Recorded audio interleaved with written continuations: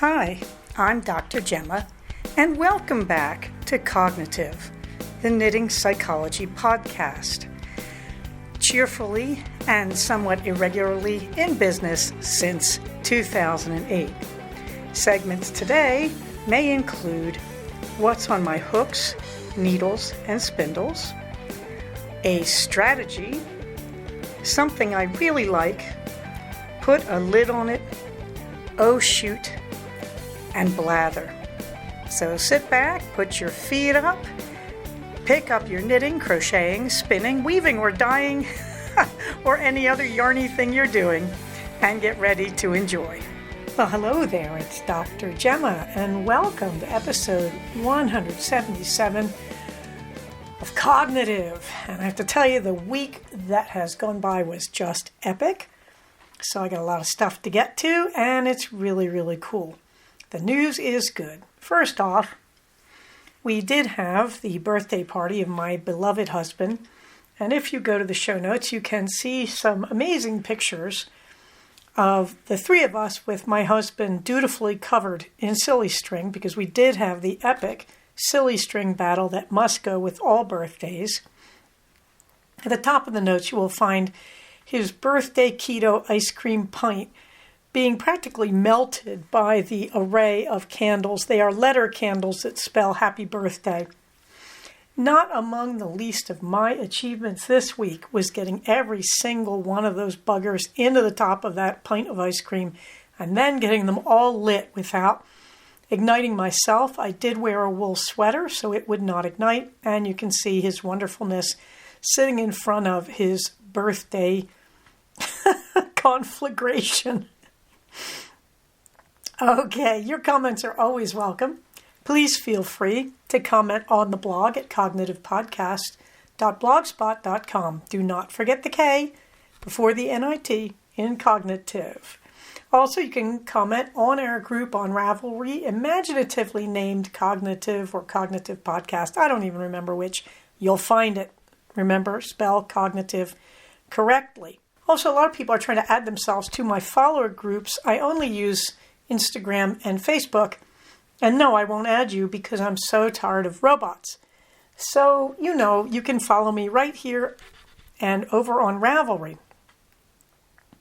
In the warm thanks department first, tiny shiny things.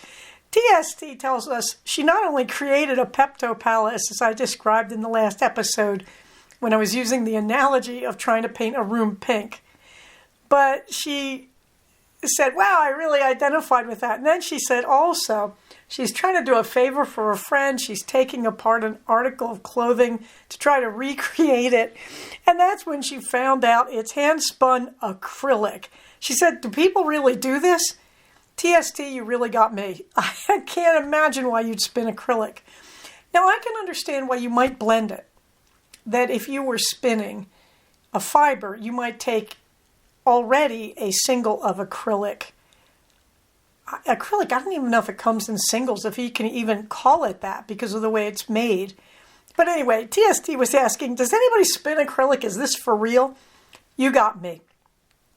I could see taking an already prepared filament of it and spinning it in with, or plying it in is what I'm saying, with a natural fiber that I had spun. But otherwise, I'm kind of at odds. Is this a thing? I'd love to hear everybody's opinion on this. Meanwhile, Viva Scrapper has basically said, yeah, she might teach for us at CFR 10. She wants to know if anybody wants an addendum to Jasmine Knitmore's class where she shows how to do steeking by reinforcing it with crochet.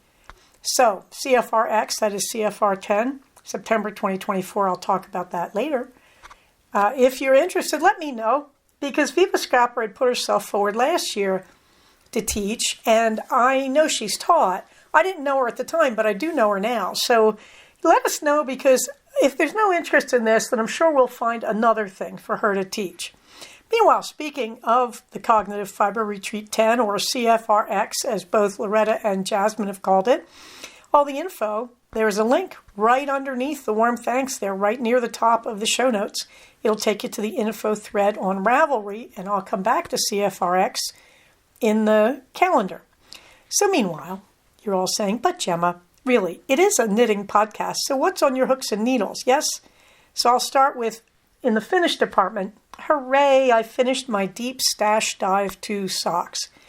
These are in the Blueberry Waffle Socks pattern. If I've said it once, I've said it 100 times. Top down, for me at least. Do your ribbing however many inches, I like to. And then the pattern is 2 rows of stockinette followed by 2 rows of knit 2, purl 2. That's it, kids. Do whatever heel you want. Just get on with it. And this was Lime and Violet. Remember them? Like one of the early podcasts. And they, for a while, were putting out hand-dyed yarns. And so this is one of those. I have to tell you, when I bought this stuff, I didn't even knit socks. But I bought it because it was Lime and Violet, and I enjoyed them. And I wanted to show appreciation. This is a colorway called Electric Slide. I'm sure it's utterly defunct. Very, very pretty. It actually came out very nice. It's a little unusual, and I really like it. I did not think I was going to get stripes out of it. I kind of did. You know, it's not the perfect tension, but it worked. Not the perfect gauge, though. So there they are, and they are, as one person astutely noticed, my friend Socks, actually on the East Coast, said, wow, it's on top of your temperature blanket. Yeah, I know. Nothing like showing off everything. Meanwhile, in progress, we are at 13 skeins in versus 34 skeins out, thanks to the Deep Stash Dive 2 socks. And there was some leftover yarn, and that's gone into the scraps bag, as they have a way of doing. It was very, very nice to get another skein out, I must say. And then we're moving on to the 5th CFR 23 sock yarn cowl. I did add to it today, but it's just been a bit stalled. It's still around 6 inches. It always looks bigger when I pull it out, and then I hold it up next to the 4th CFR sock yarn cowl, which is on my desk. I wear it in here when I'm a bit chilly in the mornings, and it's not as big. So that's coming right along. Next, there are the crochet block experiments. On the left in that picture, there is a sunflower block or a sunburst block, and depending on who you get it from, this is a very popular block, and so I decided to learn it. It's not your easiest block because that second color from the center out, like the first color is blue, the second color is pink, that's a thing called puff stitch. That takes a little mastery, but once you get the hang of it, you get the hang of it. So you may notice if you were following my Instagram last week, I think I did 2 versions of this incorrectly before I figured out what I was doing wrong. I am following a pattern that I got on Ravelry. It was probably free, called the Sunburst Granny Square, I believe. If you're looking for interesting granny square patterns, there are a bunch of them on Ravelry. Although I must admit that I have started looking at books on Amazon and on Ravelry to get blocks. I think you know that because last week I reviewed one of them. The one that I thought was kind of a Chinese AI ripoff. So anyway, there on the left you have the sunburst or sunflower block. I have seen it done as sunflowers, like in other words, yellows and greens and white. It is stunning that way. This way I'm using up old yarn, as you can see. You're probably going to recognize some of those colors from the Love Hex cardigan that I made recently. On the right, there's just a traditional granny square. This is to make a cardigan completely of granny squares. I think I told you about this, where I saw the wonderful film on Instagram, which is probably a TikTok, of the same woman playing a character called Crocheting and a character called Knitting. And they're talking to each other. And Crocheting is wearing this really pretty granny square cardigan. Turns out I met somebody at one of the local stitching groups this week, Yarnopoly, and she was wearing a granny square cardi that she had made all from her scraps. And I said, okay, hands down, that's it. Some of you who used to knit with me in the old days up at the Antelope Valley will recognize that outer ring is the cream yarn. It has a story, which is many years ago, I worked at a children's center in Lancaster as a supervisor and program director. And one day, Michael's Yarns gave our facility this huge amount of leftover yarn, saying they couldn't sell it, maybe we could use it, blah, blah, blah. So it sat for the 3 years I worked there. It sat in the storage closet. Finally, the woman in charge of the storage closet announced, I'm getting rid of that yarn. I'm just going to throw it out. It's taking up space we need. And I said, wait, yarn? So I went in the closet, and honest to Pete, there were like maybe 60 boxes of this stuff. Each box had 6 packages. Each package had 3 skeins of this yarn. So you know what I did. I invited people to come after work the day before she was going to throw it out. And I was literally giving people 10 boxes each. I'm still working my way through it. Those of you who remember the Wrapped in Tiny Chains crocheted cardigan I made a while back now, probably like 2 years ago, that was totally made out of this yarn. In this image, it looks much more yellow than it is. I don't really know why. But anyway, I still have a lot of that. And I just decided, okay, I want that to be the background color for this cardigan. So what's going to happen to these guys? The sunburst is probably going to be just basically the front panels of a simple solid colored cardie. What solid color I will be using, I don't know. I'm waiting to see what scrap yarn I have at that point. So I don't think I'm going to make like 80 of those guys, or 60, whatever it takes. I think I'm probably just making 8, but we will see. I've already got 8, and a few of them, like 3 or 4 of them, I'm using bright white. So that's also making me think about what do I really want to do as a background color. But I'm just going to keep making a few of them. I really want to master all those stitches. If you look at it closely, you'll see it's double crochet in the center, and it's puff stitch. Then it's a granny stitch, like clusters of 3 stitches, double crochets followed by a chain. And then the outer thing is a kind of combination of triple or treble crochets if you're American. I don't know what the Brits call it, probably like quadruple or something. And half doubles, which the Brits call doubles. And so, that's a mishmash of things to make that outer rim of the square, to take the circle basically and make it into a square. But anyway, so I'm working on those. I'm not really calling them anything. I did put project holders on my Ravelry page as Gemma DW. You can see the 2 patterns there that I'm sort of using as placeholders for what I'm thinking of. I don't know if I'll keep them or not. I am pretty sure the one on the right will be the coatigan pattern, but I'm really going to cut it down. I don't want a mid-calf length crocheted coat. That's called begging your beautiful stitches to get caught in shrubbery as you walk. So I will probably cut that one back to a more moderate length. So there's my 2 crochet block experiments.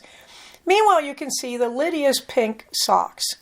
Now, I got to tell you, that mini skein from Beautiful Christina, the Lydia's pink, is incredibly generous. I stopped just after I put in the waist yarn for the heel, as you can tell if you really squint at the picture. Because I figured I'm probably going to get about at least halfway down the foot. There was so much yarn in that mini. And I decided not to. I decided I want to use a cheaper yarn for the foot that is usually very durable. I don't want to guess that it's more durable than the Cutiful Yarns pink. But I'll be honest, I want these things to last forever. I want them to wear like iron. So what I did was I just decided the whole foot, whole instep, will be in this cheaper yarn that will be hidden in my clogs. And the heel, I'm debating whether I'm going to use the Lydia's pink to do the heel or this cheaper stripy stuff. The important thing is I want that beautiful leg to show in that beautiful pink and purple Lydia's pinks. And I don't care what goes on the foot. It's going to be hidden in a shoe. But I really wanted to max out this yarn. I didn't stripe it. I just think it's so pretty. I wanted the whole leg of the sock. I still have a pretty generous amount of it left sitting in my scrap bunch that I'm using on the CFR 23 cowl. But actually, I think it's going to go into another scrappy sock as stripes because I got so much of it left. So that's why that one looks a little peculiar. But I really want to max out. I want as much of that beautiful pink and purple to be visible on the leg. And I didn't want to stripe it. I just think it's such a pretty color. I wanted as much of the sock as possible to be in that. So that's why that looks weird. Vestuary 24, I did finish the back on it. And I'm working my way up the front. Now, as you go up the front, you have to shape the armholes for about 3 inches. And I'm probably like 2 rows away from finishing that. I worked on it at Yarnopoly this weekend. So that should be coming right along. I'm hoping to get that last little bit of the front and then maybe the left or right front done this weekend. When I get to this part of the vest, that is the front, I have to pay attention because you're doing arm shaping on one edge and shaping the V-neck on the other edge. And then you go back and do the second part of the front. So I really want to do that on the weekend. I want to do that when I can devote my attention to it when I'm not tired after a day of work. But Vestiary 24 is booking right along happily. And then there were the green scrappy wristers. I looked at all my leftover sock yarns, and I think I mentioned this last week. And I have some big mini skeins left. And I said, I don't want to just stripe these into more scrappy socks because I've got so many socks right now. I'm totally sable on socks and sock yarns at this point. So I thought, well, a few extra pairs of the fingerless mitts are always a good thing to have around. I'm using the Lion Brand Yarns wristers pattern. I can't even remember the name of it. I think All Seasons wristers. And it's a nice pattern. And I talked about this before where you're doing a lot of front loop and back loop type stitches. And now I get why, because the way they have you do it, basically, if you go through both loops on a crochet pattern, you're sort of piercing the fabric from back to front or front to back. You're creating an air hole. And I think when you go through the inside loop, instead, you kind of get this double level of the single yarn. Think about it, you'll see what I mean. Anyway, it's a nice pattern. As you look at it in this picture, I'm already on the third yarn. And I basically took my kitchen scale, divided all the yarns I wanted to use in half so I'd have roughly matching gloves. And I did the cuffs of both wristlets. And now I'm working on the gusset section on the first one. And that really takes you right up to the knuckles on your fingers. And at that point, all you have to do is the thumb. So I will do the gusset and then probably go to the other one and do the gusset and then come back and do the thumbs and call it done. So there's about a good, probably about half of it done right there. It's a very pleasant pattern. It's not all that fast because you're using teeny tiny yarn with a teeny tiny hook and you're trying to get through only one loop at a time. But it's pleasurable, and I have to say, I used to knit my wristlets. Takes a lot longer. I find crocheted ones more satisfying. If you get bored, I'll be honest, you take that pattern, you use the stitch counts, but you just spiral right up it. And that works very nicely, but these are slightly warmer because of the front and back loop stitches. Dizzy Blondes, don't you wish? So let's get to a strategy. So I think we've kind of overthinking. And I wanted to sort of stop for a minute, though, and in the spirit of overthinking, I want to talk about what do you do when nothing works? Because that is something I hear a lot from people who come in and say, I'm an overthinker. And I teach them the acronyms about distress tolerance, how to distract yourself, and I teach them all the things I've been talking about in these strategies, including the compare and including the idea of not depersonalizing other people, including the concept of when you overthink, you're taking away mental space from yourself that you could use for much more pleasurable activities and to make yourself happy. So I teach them all this, and there's always a few that come back and go, nothing works. Okay, so when nothing works, you have to go back to zero. I owe this to one of my late colleagues, I don't remember his name, wrote a book called exactly that, Back to Zero. And he said, what do you do when you're working with a patient and just nothing works? And the answer is you teach them to go back to zero and you go back to zero. This is referring to an old meditation trick where what you do when you meditate is you count your breaths up to 5. But every time you have a distracting thought, you have to start back at 0. So you go 0, 1, I'm doing it, darn it. 0, 1, 2, I got the 2, darn it. 0, 1, 2, and so on. So every time you interrupt yourself, you have to go back to 0. But this is an important concept in psychotherapy that patients are trying their best. This is my dialectical behavioral therapist self-talking. Patients really are trying their best, and you are trying your best, and yet you don't always succeed. And there's so many reasons why you don't. But here are reasons that are not true, but you will think of them. Reason that's not true, number 1, I'm just stupid. Untrue reason number 2, I'm just lazy. Untrue reason number 3, I'm crazy. Untrue reason number 4, I just can't get anything right. So, what I would tell you, you hear all the negativity. None of those things are actually true. Why do things not work for some people? It's going to sound very odd. I don't know the definitive answer to that. But a lot of the things I notice when I watch patients is they're just sort of brainwashed into believing that they're somehow flawed and different from everybody else, or they would be having an easier life. So that's a big one. That there must be something weird about me because everybody else seems to be so happy. So that's, untrue reason number whatever. I'm just so different. The answer is you're not, and that's a good thing. If you were different from everybody else, aspirin wouldn't work for you. You wouldn't lose weight when you diet. When you read a book, you wouldn't understand the words on the page and so on.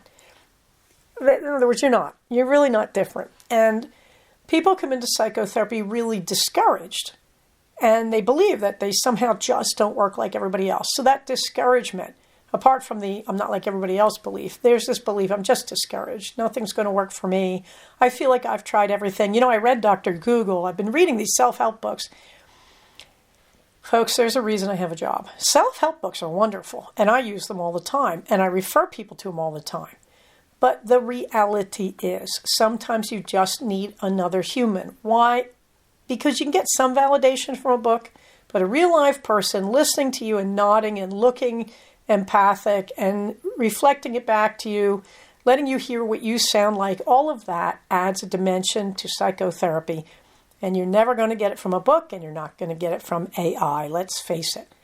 So the reality is sometimes you just have to say, I don't know. I don't know why it's not working, so I'm going back to the starting point, back to zero. And I'm just going to slowly and carefully try each thing that I've learned. Well, hey, Gemma, you're a psychologist. What about you? Do you ever go back to zero? All the time. I'm in the middle of it right now on several fronts. Back to zero number 1 for me, sleep. My sleep has to be readjusted frequently. I get stressed, and the first thing that goes is my sleep. I'm also diabetic, and that affects your sleep. And you have to really work at sleep when you're diabetic, trust me. There's even a technical name that I forget for the lack of sleep in diabetes, and it shortens your lifespan. So let me tell you, I'm always going back to zero on sleep, and it's fine. I'm doing really well with that, as I'll talk about later on. So I'm back to zero on sleep. I had to go back to zero on exercise. Yes, me. You remember me, the marathoner? Yeah.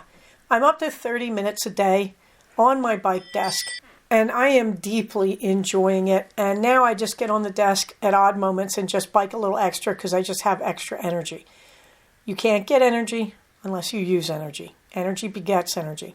So I'm just doing fabulously on that. I'll tell you, because our shoot is next, that I'm at 270 miles since late November. I feel wonderful. This is a fit desk I'm using. It's not your standard exercise bike.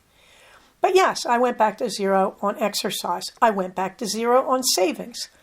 For some reason, I just couldn't get my savings organized. I've been pretty good at that since I started working at it in late 2017. I went back to zero. As I think I told you before, that's been going fabulously. Currently, because I went to my doctor, and I'm not going to go into it, but she didn't tell me all the problems I had, I looked at my chart and went, oh no, I went back to zero on my keto diet.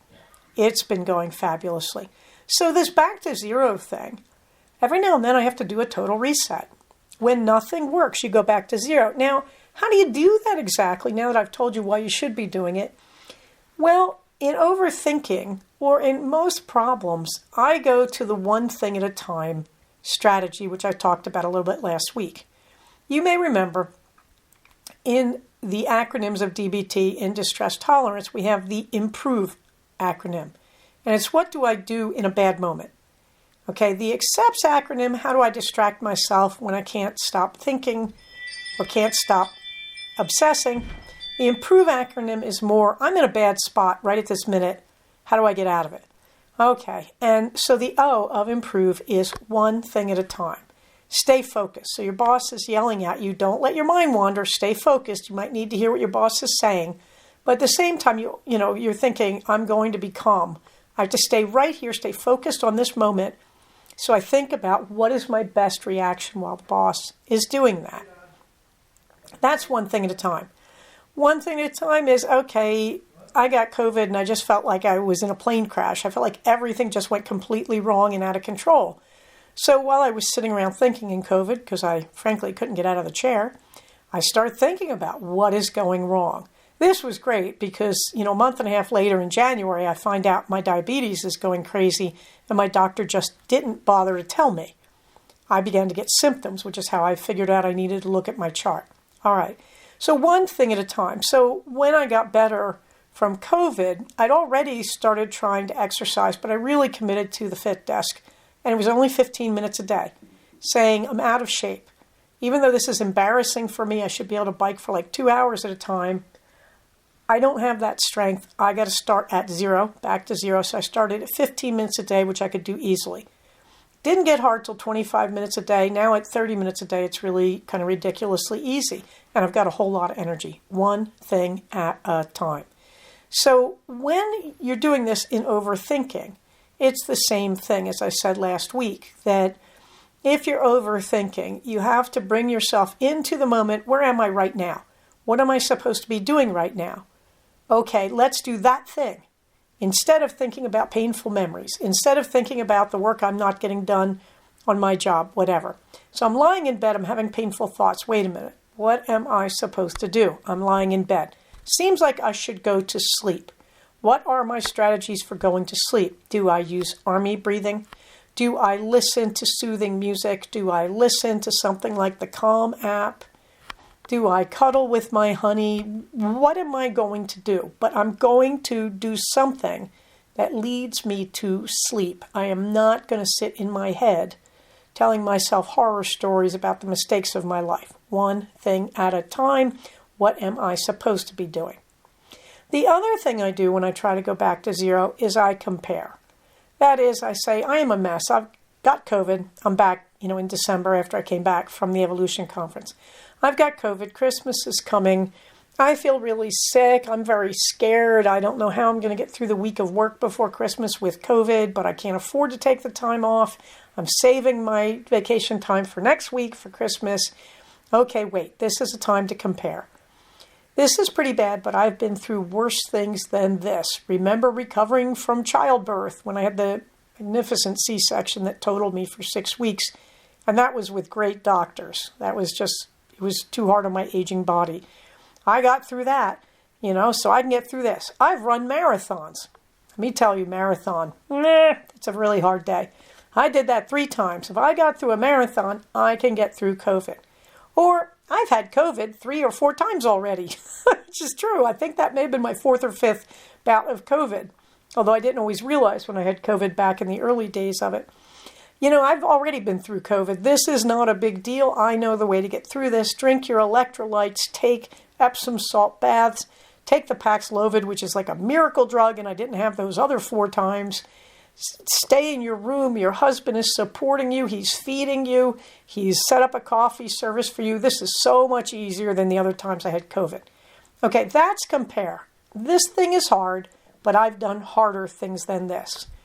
So when you're struggling with overthinking, you go, well, I'm overthinking. And you think, I got to defeat this. I haven't had a lot of luck. Yeah, but I've been through worse than this. Remember that time when the kids were sick? Remember that time when I thought my husband and I were going to separate? Blah, blah, blah. You can go through all that stuff. But the idea is, when nothing is working, you go back to zero. You wipe everything out and say, I'm going to start over again. Which strategies have I learned or do I use that I believe will work? I pick one of those strategies and I dedicate myself to it. That's back to zero. You can use any strategy when you decide to go back to zero. It doesn't matter where you start, but the idea is you've lost clarity, your head is jumbled around, you're convincing yourself with all this negative self-talk that you're a failure. Shut it all down and say back to zero. What is one positive thing I can do to focus on this problem? And it can be almost anything. When I decided to go back to zero on my dieting, started logging my food again. Really nice. Unfortunately, since I was fasting The MyFitnessPal app that I've been using keeps saying, I'm not going to enter this because you're starving yourself. No, dude, I'm actually doing intermittent fasting, but you do you. I can still look up caloric value on stuff.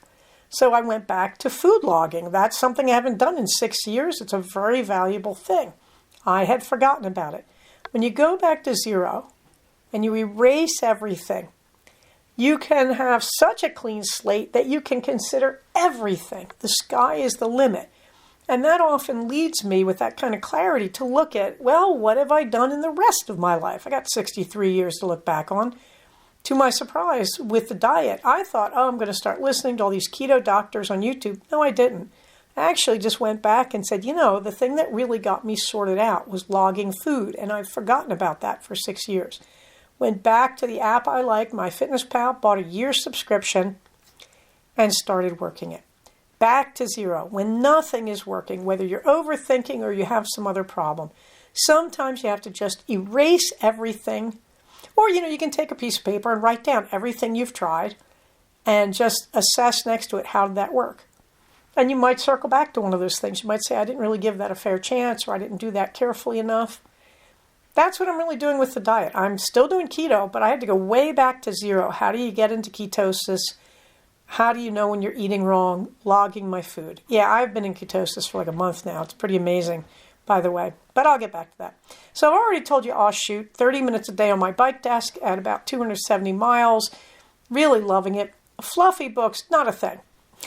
Oh, yes, I'm sorry. I'm forgetting the most important fluffy book of the week. This is not fluffy, though. This is a book called Invest Like a Girl. The link is in the show notes. Now, there are several books in this genre of here's how girls invest, and they're different than men. However, the author of this has a really helpful account on Instagram, and I follow her.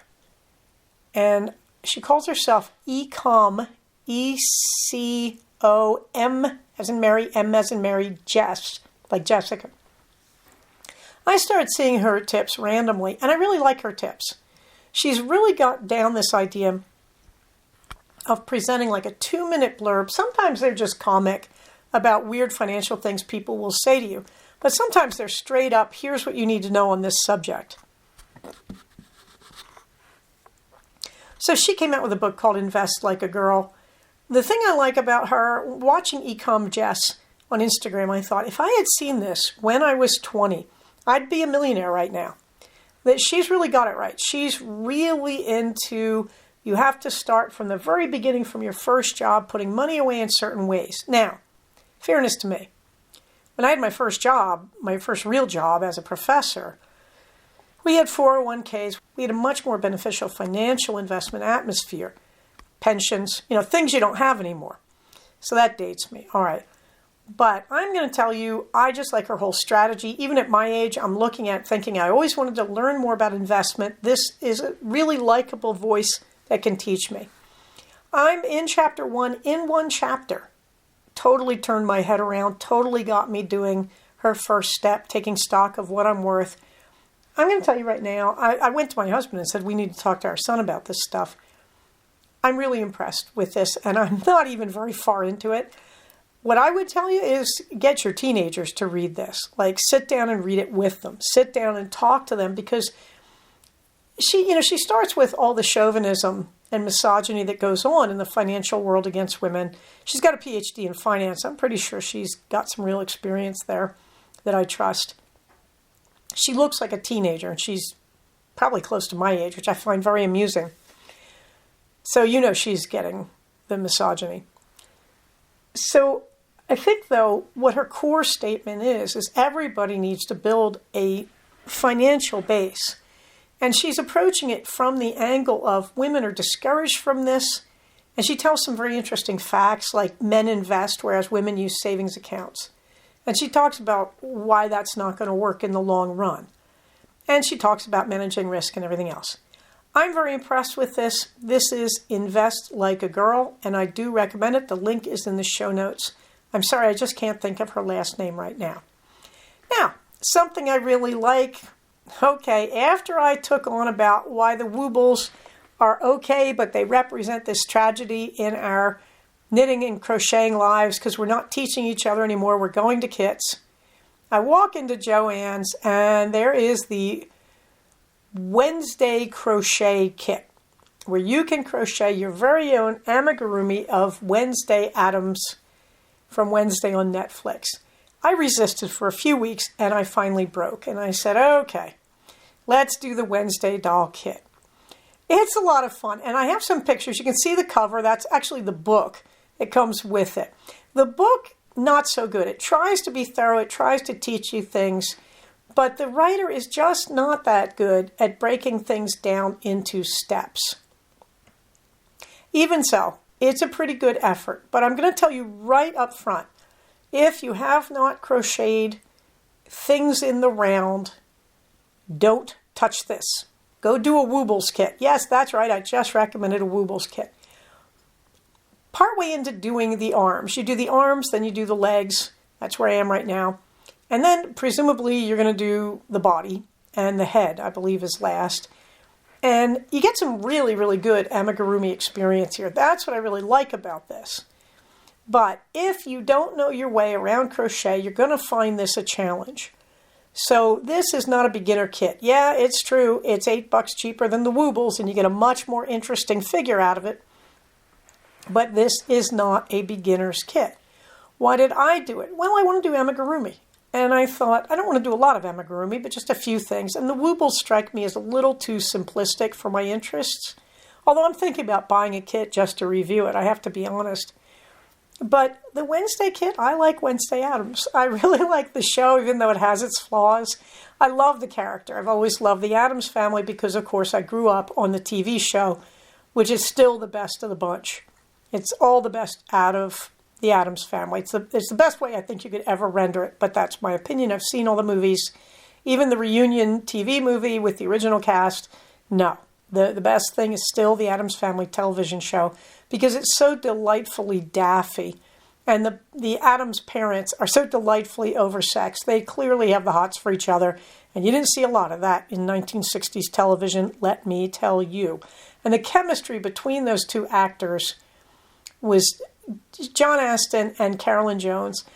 The chemistry was sensational. You knew they really liked each other off set, and they did. John Astin talked fondly about Carolyn Jones, who died soon after the series, with great affection for the rest of his life. Having said that, the Wednesday doll kit, if you look at the pictures, you will see they give you pretty much everything. The only thing I had to add, tweezers and a safety pin style stitch marker to just hold rows in between things.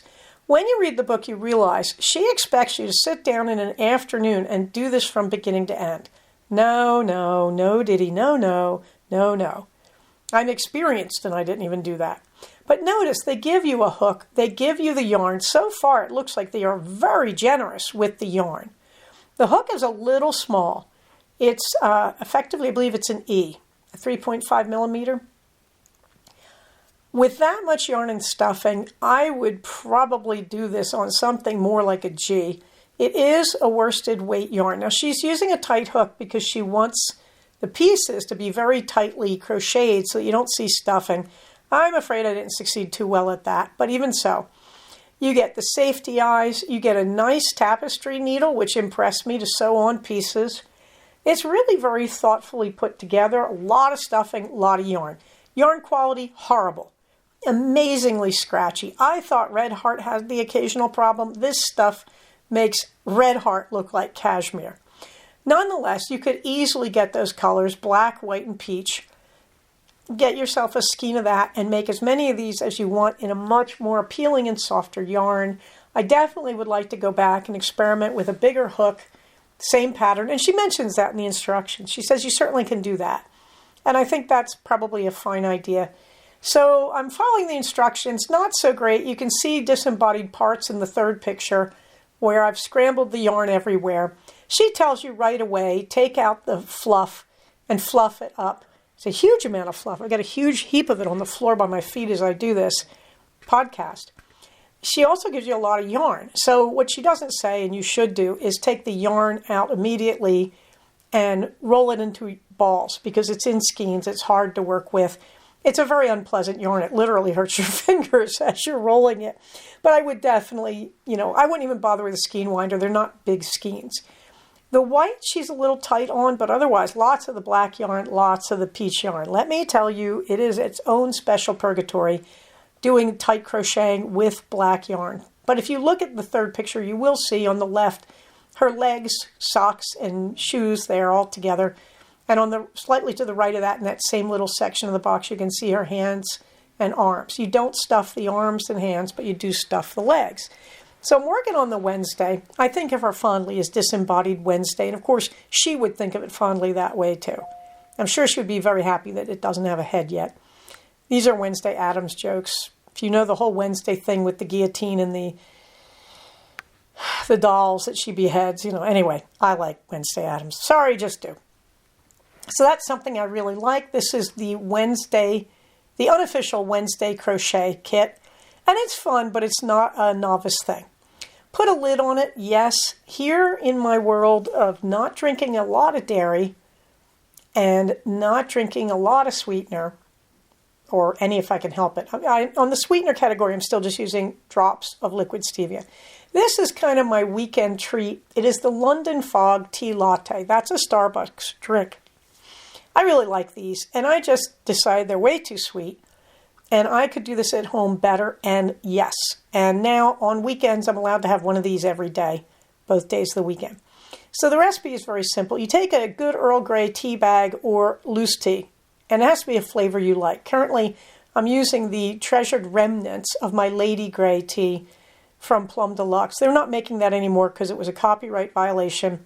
Their other substitute that's almost as good, but not quite, is the Gratitude Blend, which is an Earl Grey without all the floral notes of the Lady Grey. Even so. So Gratitude Blend, if you're using Plum Deluxe. So one equivalent of a cup there, or whatever you're using, tea bag or loose tea. 3 drops of stevia liquid. I have to admit, a lot of times I use 2. 3 gets a little sweet, but I'm using probably about 12 or 16 ounces of hot water here. And 2 tablespoons of heavy cream. I now measure the tablespoons and was surprised to find most of the time that's about what I would use anyway. All right, so you're going to put everything but the cream in a good-sized mug, and you're going to make the tea. And you're going to steep it about 5 minutes. Then take the tea bag or the tea leaves out, add your cream, and here's the trick. Put it in a bullet blender or use a frother on it and really froth that baby up. It's not hard to do. I just am not spending money on a frother. A lot of times you get them for free with tea kits and whatnot, so if you have one, great. But I just put it in the bullet blender and go whiz, pause, and that works. Now you can enjoy this. This is probably going to save you $6 at Starbucks. So that's a nice thing in itself. It's a nice treat to have at home on a cold, rainy weekend. And here in the Blather, let me tell you, that's what we have had. Every bloomin' weekend, it's been cold and rainy. And I mean cold. It was in the 30s most of last weekend. And so it's true. We had rain, we have flood warnings. So you know what that means. I'm cleaning and I'm crafting. I'm really enjoying that. And it got so cold, I literally hauled out my Muck Luck boots. Yes, reindeer hide and heavily felted blanket fabric. There it is, one of my Muck Lucks. And then I pulled out a petticoat, and you can see behind it, if you look hard, the circle skirt in flannel that I usually refer to as my foxen skirt with all the little mommy and baby foxes on it. Yeah, I wore a skirt and a petticoat on Sunday. My feet were so numb, and my legs were so numb, and I put on the mucks with 2 pairs of woolen socks in them to stay warm. That's how cold it was. So no, a lot of things I haven't been working on. Like I haven't done much on green fingers. I haven't done much on the garden path, which is why it's not even in the show notes. But on the weight loss and fasting, I hit my typical plateau. There's a weight where I always plateau, and I'm there. But I'm still down 15 pounds, which makes me extremely happy in 4 weeks. And I look different. My face is looking kind of gaunt. It's a bit of a shock. Ugh, I look older. Ugh. But a lot of good news. I finished my digital cleaning. Yes, finished it. All the shredding, all the old notes are gone. Everything is on my 4 terabyte hard drive. And again, A lot of people have written to me and said, well, what about this cloud? Why don't you use that cloud? Like, I like my Apple Cloud, or I like Dropbox. Yes, I'll tell you why. I'm done paying subscriptions for them. I feel like everybody's got their hands in my pockets for these subscriptions. Now, we get a lot of mileage out of Netflix. We get a lot of mileage out of Disney Plus. We get a lot of mileage out of Amazon Prime. But I'm done with all these little nickel and dime subscriptions. So yeah, I've cut back on everything on the cloud. The exception is the iCloud. And frankly, when I finally do retire, and I think that's going to be about 4 years from now, is the way I'm looking at it. But when I finally do retire, that's going the way of all flesh too. I'm getting off all these clouds, except for the little free bits that you can get here and there. Like, yeah, there's always an iCloud you can use, but if you want a reasonable amount, you got to pay them, $5 a month. So I will probably get off all of that. But I really want to be clear. Thank you for all these suggestions. It's not like you're wrong, and I'm not paranoid about the cloud. Sure, you want to have all your stuff on the cloud, but you have to remember a lot of what I do is governed by the HIPAA laws because I'm a healthcare professional. And you'd be amazed when you're working from home and you're double using computers. I do my best to keep most of my work on my PC and nothing else. That's really my work computer. But you do have overlap. Things do creep across. And so it's a constant battle not to let my stuff get on these clouds when it's related to a patient. Now, most of my stuff that's related to patients are my notes, and they're on a secure system at my job. So that's great. I have that secure program, except that program was hacked as part of the major healthcare hack that went on in February that has affected most of us in healthcare, including the United States government, Medicare. Okay. And that was a real demonstration to me that this plan of getting things off the cloud is a really, really good plan. When I ran my own private practice, I never used computer billing. I always hand billed for exactly that reason. And son of a gun, 10 years later, turns out I was right. Well, 7 years at this point. 10, more than 10 from when I started my private practice, but 7 since I ended it. So, again, I don't want to keep saying I told you so because I didn't. I mean, I made a good guess, but the reality is I don't want my materials shared where I can help it. So if you're using Dropbox or I can't think what the cloud is called for the PC, OneDrive, or iDrive or iCloud, whatever, good for you, and I'm probably using them a bit. But I have really kind of cleaned that out and cut it down. But there's another logic, and that is we do plan to leave the farm eventually, that it's just not going to make sense with the costs here to stay here. So I really am starting now. That's what all this has been about. I am cleaning out things. I'm reducing things, getting rid of waste. I don't want to do it when we say, we should move, and then have this frantic 6 months. I want to reduce things. The other thing, I don't expect any problems. We're in good health. But, we're in our 60s. If anything happens to one of us, I don't want to leave the other one up to their nose in garbage from a person who's passed on. I don't want to make that hard for people. So there's a lot of things. I don't want my son cleaning up after me the way I had to clean up after my relatives when they passed on. I'm sorry, I don't mean to be grim. But you have to remember, I'm at a phase of life where that actually starts to make sense. And I'll have enough junk someday when I move to the next space. I'm not worried about a shortage of junk. But I really have been carrying on things that I've had for 30 years from when I lived in Washington as a college professor. My husband is the same way. He's selling books. He's having a grand old time. That leads me to say, not only am I done all the digital cleaning, but I'm almost done Project G, which really blew my mind. I realized this last weekend.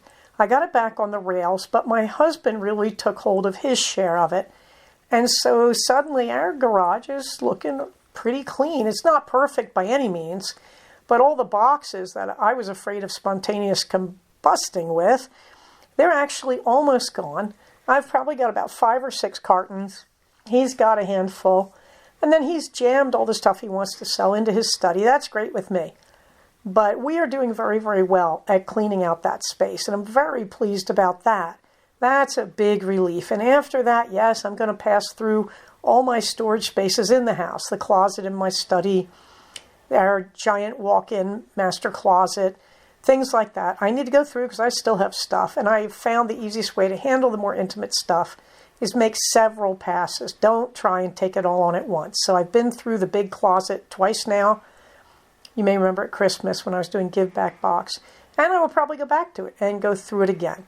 It's very, very satisfying, and I've got a lot of work left to do, but boy, does it feel good to say Project G and the digital cleaning just about there. The pup date, Captain was supposed to go to the vet. Hubs forgot, so he's working on that. And nothing else, really, except for his birthday, my husband wanted to go to Death Valley. And he sent back pictures. I couldn't go. I had to work because with the set issue of the national level of healthcare billing problem, we're all trying not to take time off because we can't really expect to be paid for it until this is sorted out. So I had to work. But the Hubs went to Death Valley to see the lakes. Because yes, there's lakes now in Death Valley, something you don't expect. So he and the beloved son went. They sent me back pictures. I haven't sorted through them. Hopefully I will, and I will show them to you, and you will be as wildly impressed as I will be. He caught the big epic bloom of the wildflowers while he was up there in that valley, in Searles Valley and Trona Valley. I can't wait to see these things. But he came back, and then there was silence. And I realized this weekend we couldn't leave it that way. We really didn't have a party for him. So this weekend we had the party, which involved the ice cream that I mentioned at the beginning.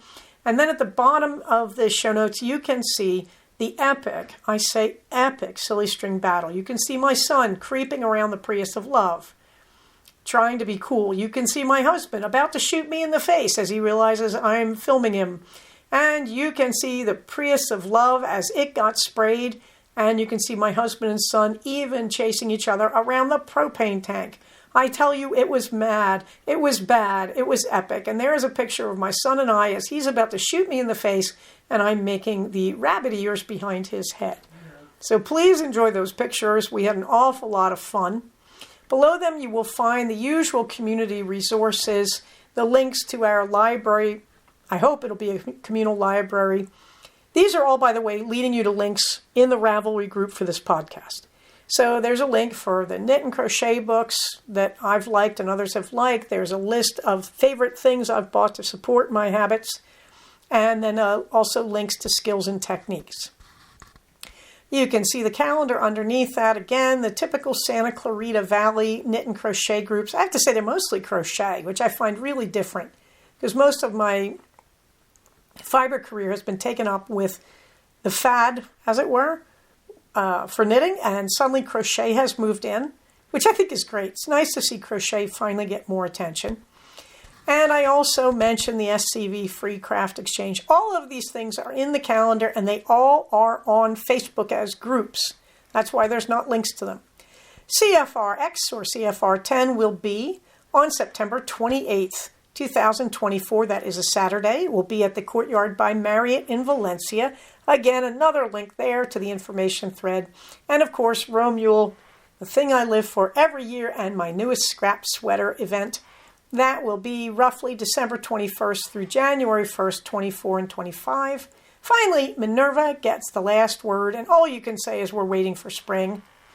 There is a picture of a cat that is not her, a meme that says, "Lazy is such an ugly word. I prefer selective participation." But there is a black cat flopping around, and beneath it you can see my black cat flopping into her chair. She's in the captain's chair. Of course she is. With, by the way, the very first thing I ever knitted, the baby blanket for my son when I couldn't get pregnant. They told me I couldn't get pregnant, so I decided if I learned to knit and made a baby blanket, I would have a baby. It worked. I finished the blanket just before I went to the hospital to deliver him. So there she is, my latest cat and my first knitting. And Minerva wants you to know that we are all sitting around waiting for spring. I say that happily because by the end of this week, up here on the mountain, we are supposed to get close to 80, believe it or not. And then it's going to sink right back down and we have another rainy weekend. Wah! In the meantime, everybody remember we are a community. When we act for the community, we are preserving our individual rights because we are supported by and support the community. So we are all one big happy crew, folks. But in the meantime, everybody stay safe, take care of each other, and I will talk to you soon. Bye-bye. So we have come to the end of another episode of Cognitive. please do not use this podcast to diagnose yourself. If you think you are having a mental health problem, please contact a licensed mental health professional. Show notes for these episodes can be found at cognitivepodcast, all one word, .blogspot.com. Episodes can be found at iTunes under the name Cognitive Podcast, but also can be found posted next to the show notes on the Blogspot page. Thank you so much for listening. Everybody, stay safe, take care of each other, and I'll talk to you soon. Bye-bye.